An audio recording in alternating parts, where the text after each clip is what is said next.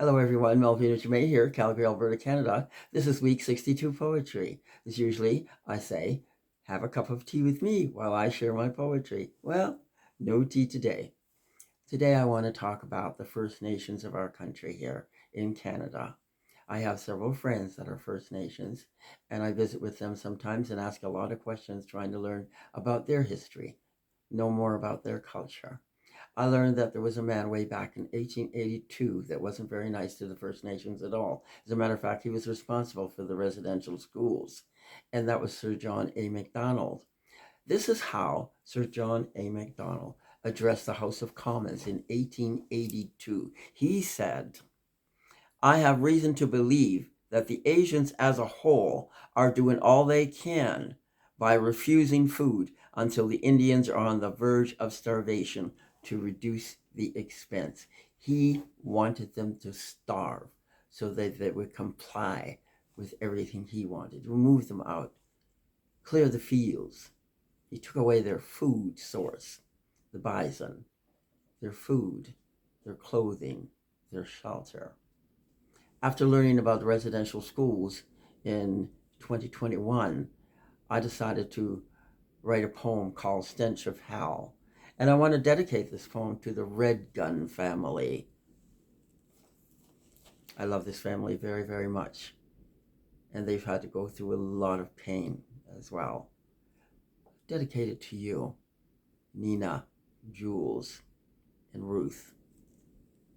Enemies drove the narrow and the wide, smooth paths and rugged road, while the enemy rests in great disguise, human hunters legally stealing the mother load, innocent children who did nothing wrong, parents fall upon their knees, weeping, screaming, begging long, like the endless lyrics of a heartfelt country song. And the pain grew large beneath that dense ebony sky, ruthless men hell-bent to capture any which way, for the hateful who waited in towers high. In the bleak and dreary day by day, long robes, cloaks, covered heads, holding tight the symbolism of the cross, where Jesus died and his blood ran free. Now entrenched in a darkness with no resemblance of Galilee, to rip, scorn, to break, transform, teach those heathens to comply. Rape, a continuous surge of hate rose high. Hail Mary, Mother of God. Words spat forth by sod after sod. Debauchery turned many an eye as false prayers over wretched souls stained God's glorious name time after time again and again. Diabolism came to a head where sinful creatures undauntedly buried their dead. No name or tombstone where the innocent laid, no private chamber or single only grave, mass bodies soon to pile, who knows how high, without ceremony, without family member nearby. Two-legged vultures rode heavily in endless attacks.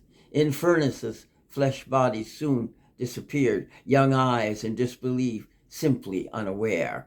It seems babes died 1,000 deaths each day they lived. Dark showers rained unhappiness. Malicious brutes begat poisoned minds. Religious shields men and women hid behind, while the innocent searched within. Where is the love?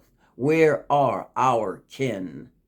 And the shuffling spade the rod, while the lily-white cloth to onlookers seemed strangely odd. First Nations people, who once owned the land, treated without dignity, without care, without an empathetic hand. Years and years the vicious played their role as teachers, transformers, there to bleed one soul.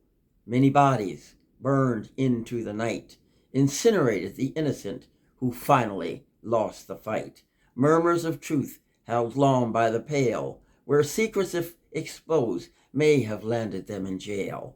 No one stood up to reveal with honor or explain the echoes of brutality.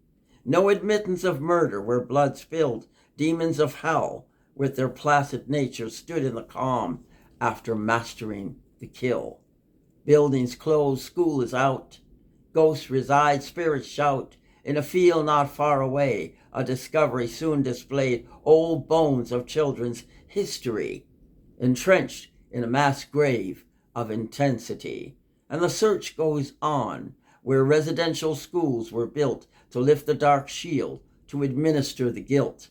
This world is an outrage in support of the innocent, while the death rate of all who died is still far from a national news report. Watch on, good people. Watch on, standing still. See the towers begin to crumble, and know this, it is God's will. Well, Nina, Jules, and Ruth, I hope you are happy with that poem. Thank you very much for being my friends. God bless you all out there. Bye for now.